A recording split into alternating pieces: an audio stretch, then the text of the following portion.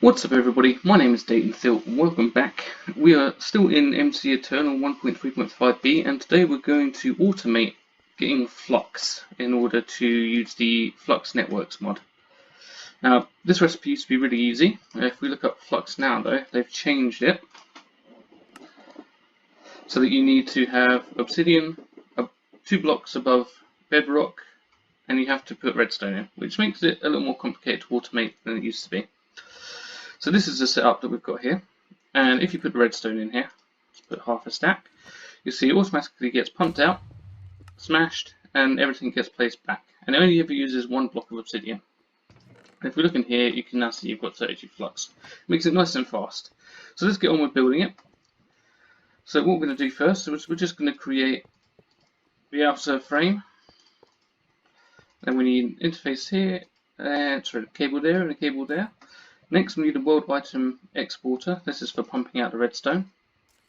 We need a player simulator, which is going to go up here. A world block importer, which picks up the obsidian, which is going there. We need the world block exporter, which is going to output the obsidian up here. And we need a world item importer to pick up the flux. Next we're going to need an ender chest. You can use vanilla, because apparently people use those. And an item interface. And that's pretty much the setup done. The next thing we need to do is just create a couple of variable cards just for our items only. It's nothing as complicated as a seed machine. So let's do that now. So if we open up our programmer, and first of all we're going to create an item. The first item we're going to create is some flux, so you will have to have created some to start with. And we're going to name this flux item.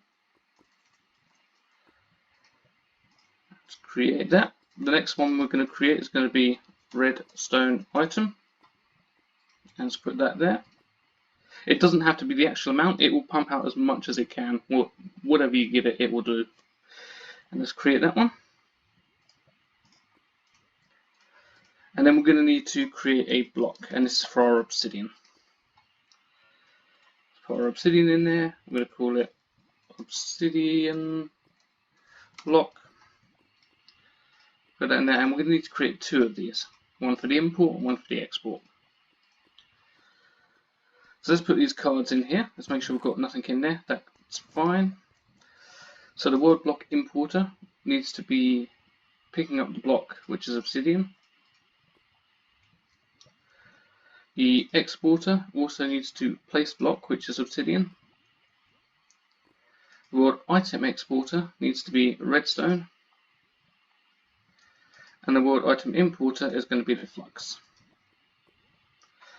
Lastly, we just need to go to the player simulator here.